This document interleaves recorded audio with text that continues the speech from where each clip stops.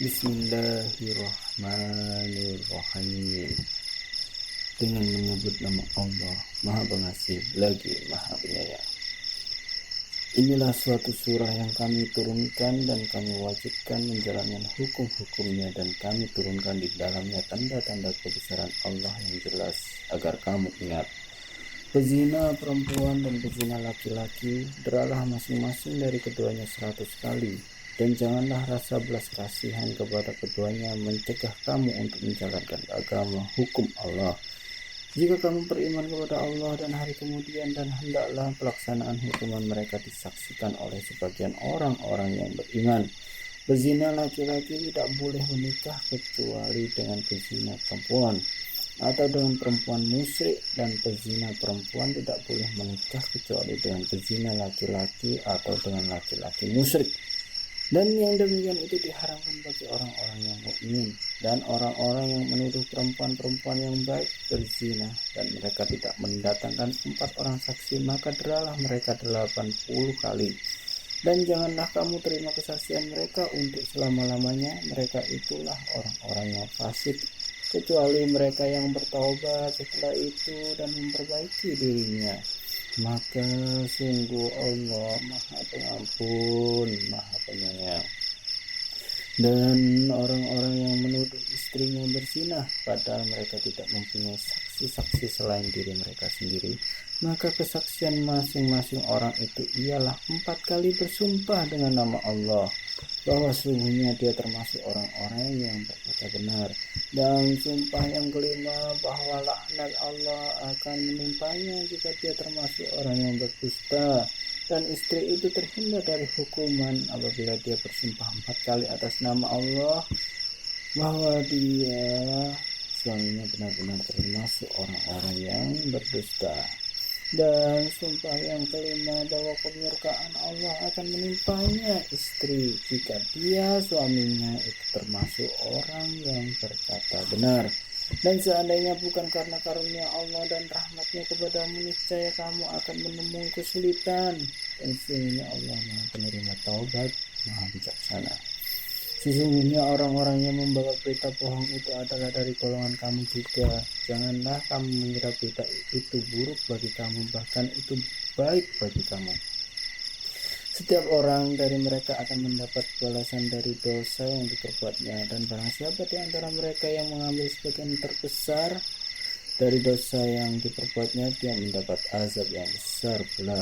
Mengapa orang-orang yang mukmin dan mukminat tidak berbaik sangka terhadap diri mereka sendiri ketika kamu mendengar berita bohong itu dan berkata, ini adalah suatu berita bohong yang nyata? Mengapa mereka yang menuduh itu tidak datang membawa 4 saksi? Oleh karena mereka tidak membawa saksi-saksi, maka mereka itu dalam pandangan Allah adalah orang-orang yang berdusta. Dan seandainya bukan karena karunia Allah dan rahmatnya kepadamu di dunia dan di akhirat, niscaya kamu ditimpa azab yang besar disebabkan oleh pembicaraan kamu tentang hal itu, berita bohong itu. Ingatlah ketika kamu menerima berita bohong itu dari mulut ke mulut, dan kamu katakan dengan mulutmu apa yang tidak kamu ketahui sedikit pun, dan kamu menganggapnya remeh, padahal dalam pandangan Allah itu soal besar. Dan mengapa kamu tidak berkata ketika mendengarnya, tidak pantas bagi kita membicarakan ini, Maha Suci Engkau, ini adalah kebohongan yang besar.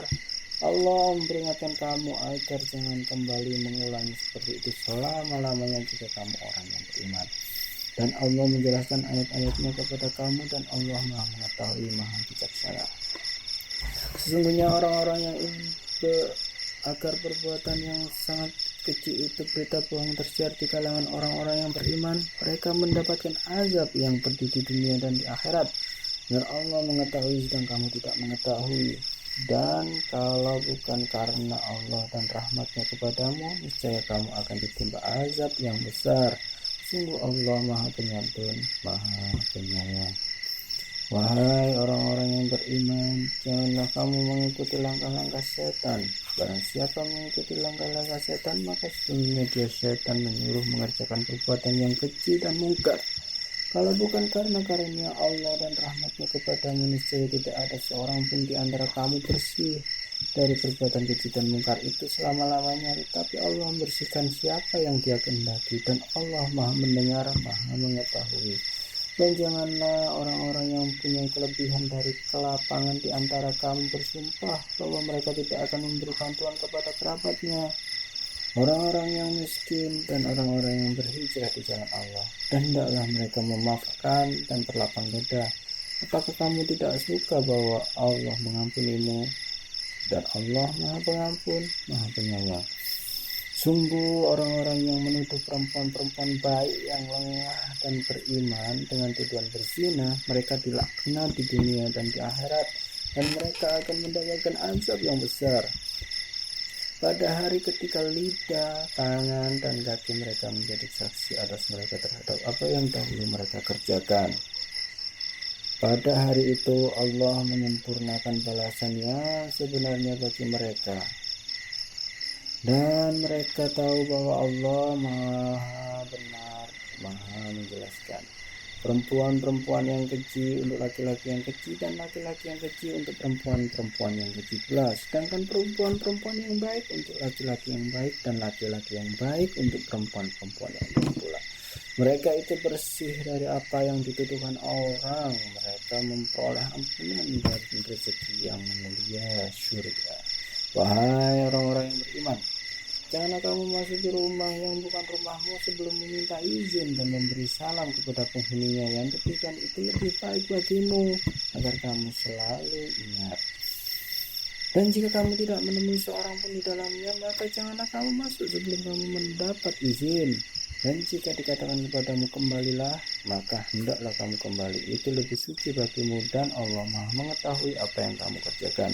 Tidak ada dosa atas memasuki rumah yang tidak dihuni, yang di dalamnya ada kepentingan kamu. Allah mengetahui apa yang kamu nyatakan dan apa yang kamu sembunyikan. Katakanlah kepada laki-laki yang beriman agar mereka menjaga pandangannya dan memelihara kemaluannya. Yang demikian itu lebih suci bagi mereka. Sungguh Allah Maha mengetahui apa yang mereka perbuat. Dan katakanlah kepada para perempuan yang beriman agar mereka menjaga pandangannya dan memelihara kemaluannya, dan janganlah menampakkan perhiasan auratnya kecuali yang biasa terlihat, dan hendaklah mereka menutupkan kain kerudung ke dadanya, dan janganlah menampakkan perhiasannya auratnya kecuali pada suami mereka, atau ayah mereka, atau ayah suami mereka, atau putra-putra mereka, atau putra-putri suami mereka, atau saudara-saudara laki-laki mereka, atau putra-putra saudara laki-laki mereka, atau putra-putra saudara perempuan mereka, atau para perempuan sesama Islam mereka, atau hamba sahaya mereka miliki, atau para pelayan laki-laki tua yang tidak mempunyai keinginan terhadap perempuan, atau anak-anak yang belum mengerti tentang aurat perempuan. Dan janganlah mereka menghentakkan kakinya agar diketahui perhiasan yang mereka sembunyikan. Dan bertobatlah kamu semua kepada Allah, wahai orang-orang yang beriman, agar kamu beruntung. Dan nikahkanlah orang-orang yang masih membujang di antara kamu, dan juga orang-orang yang layak menikah dari hamba-hamba sahayamu yang laki-laki dan perempuan. Jika mereka miskin, Allah akan memberi kemampuan kepada mereka dengan karunia-Nya, dan Allah Maha luas pemberiannya, Maha mengetahui. Dan orang-orang yang tidak mampu menikah hendaklah menjaga kesucian darinya sampai Allah memberi kemampuan kepada mereka dengan karunia-Nya. Dan jika hamba sahaya yang kamu miliki menginginkan perjanjian kebebasan, hendaklah kamu buat perjanjian kepada mereka. Jika kamu mengetahui ada kebaikan pada mereka, dan berikanlah kepada mereka sebagian dari harta Allah yang dikaruniainya kepadamu. Dan janganlah kamu paksa hamba sahaya perempuanmu untuk melakukan pelacuran, sedang mereka sendiri menginginkan kesucian, karena kamu hendak mencari keuntungan kehidupan duniawi.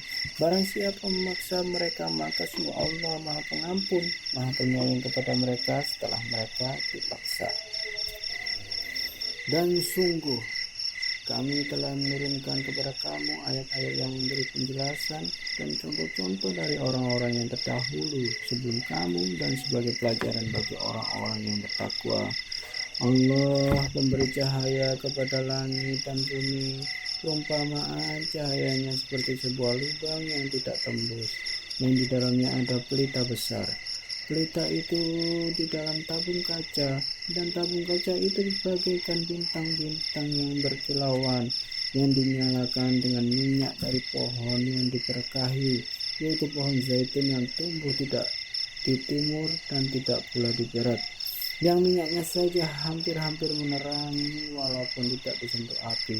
Cahaya di atas cahaya berlapis-lapis. Allah memberi petunjuk kepada cahayanya bagi orang-orang yang Dia kehendaki. Dan Allah membuat perumpamaan-perumpamaan bagi manusia, dan Allah Maha mengetahui segala sesuatu. Cahaya itu di rumah-rumah yang di sana telah diperintahkan Allah untuk memuliakan dan menyambut namanya di sana, bertasbih mensucikan namanya pada waktu pagi dan petang. Orang yang tidak dilalaikan oleh perdagangan dan jual beli dari mengingat Allah, melaksanakan sholat dan menunaikan zakat, mereka takut kepada hari ketika hati dan penglihatan menjadi guncang hari kiamat. Mereka melakukan itu agar Allah memberi balasan kepada mereka dengan yang lebih baik daripada apa yang telah mereka kerjakan, dan agar Dia menambah karunia-Nya kepada mereka, dan Allah memberi rezeki kepada siapa saja yang Dia kehendaki tanpa batas. Dan orang-orang yang kafir amat perbuatan mereka seperti fata morgana di tanah yang datar, yang disangka air oleh orang-orang yang dahaga, tetapi apabila air itu didatangi tidak ada apapun dan didapati ketetapan Allah baginya, lalu Allah memberikan kepadanya perhitungan amal-amal dengan sempurna, dan Allah sangat cepat perhitungannya. Atau keadaan orang-orang kafir seperti gelap gulita di lautan yang dalam, yang diliputi oleh gelombang demi gelombang, di atasnya ada lagi awan gelap. Itulah gelap gulita yang berlapis-lapis. Apabila dia mengeluarkan tangannya, hampir tidak dapat melihatnya. Barang siapa tidak diberi cahaya petunjuk oleh Allah, maka dia tidak mempunyai cahaya sedikit pun. Tidakkah engkau Muhammad tahu bahwa kepada Allah lah bertasbih apa yang di langit dan di bumi, dan juga burung yang mengembangkan sayapnya? Masing-masing sungguh telah mengetahui cara berdoa dan bertasbih. Allah mengetahui apa yang mereka kerjakan. Dan milik Allah kerajaan langit dan bumi, dan hanya kepada Allah lah kembali seluruh makhluk.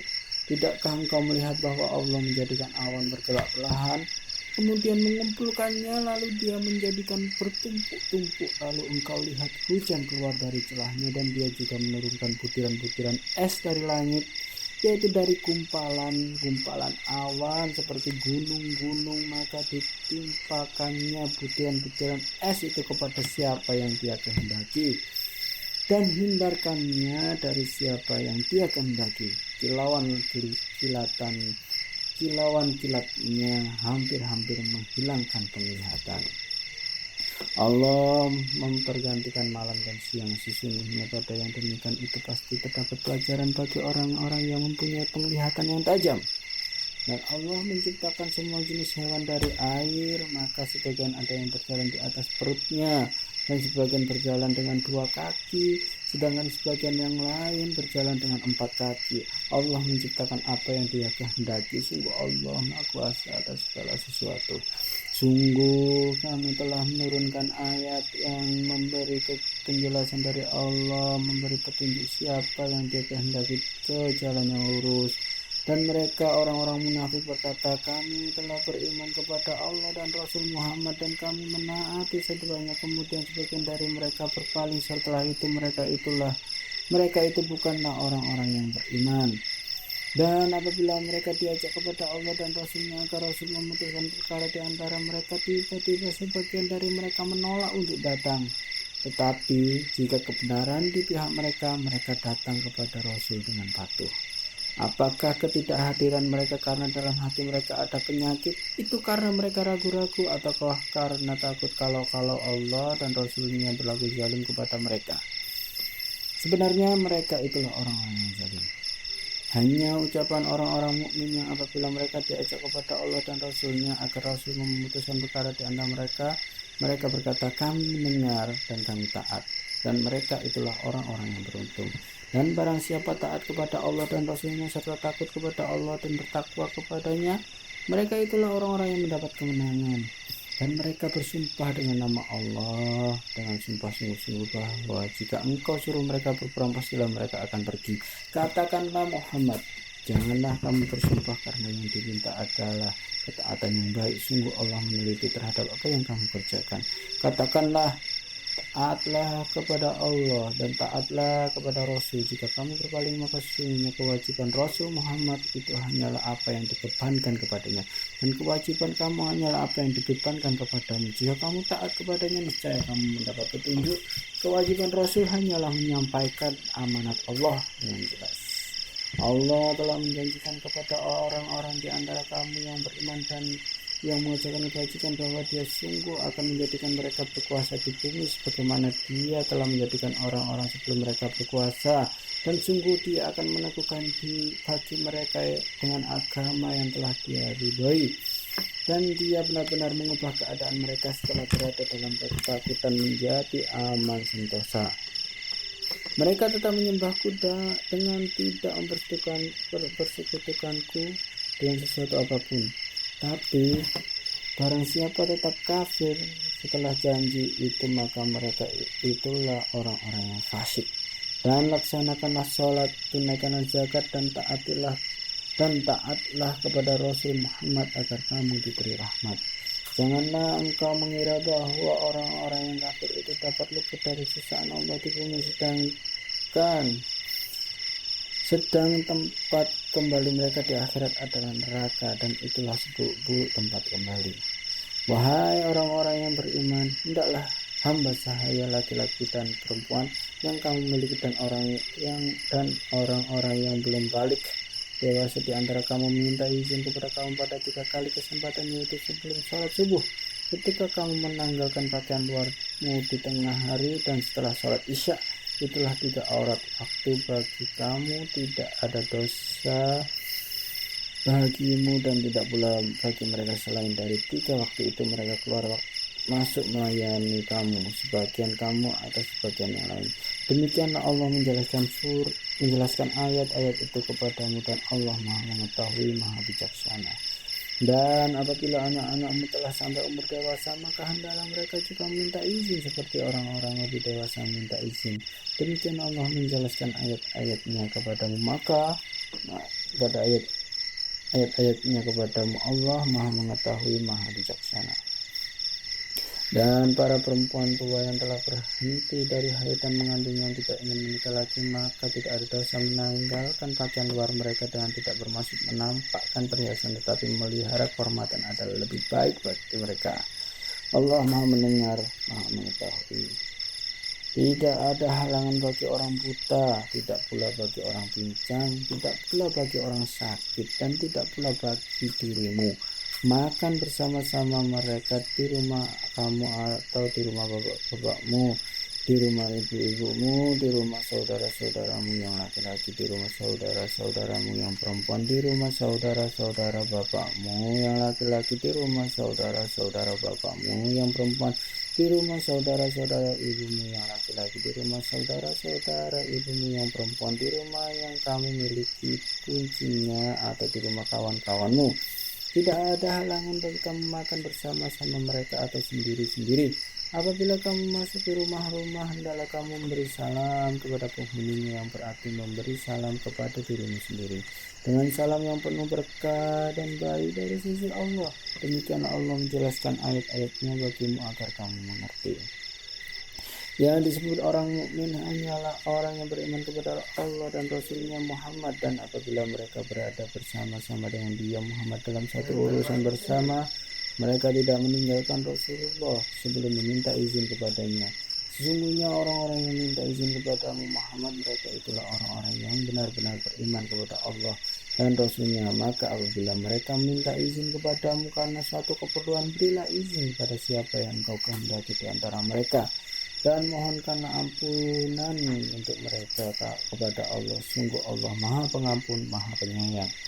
Janganlah kamu jadikan panggilan Rasul Muhammad di antara kamu seperti panggilan sebagian kamu kepada sebagian yang lain. Sungguh Allah mengetahui orang-orang yang keluar secara sembunyi-sembunyi di antara kamu dengan berlindung kepada kawannya.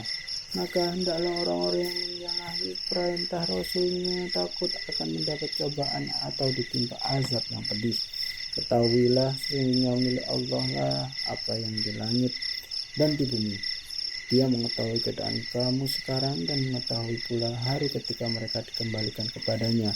Lalu diterangkannya kepada mereka apa yang telah mereka kerjakan, dan Allah Maha mengetahui segala sesuatu.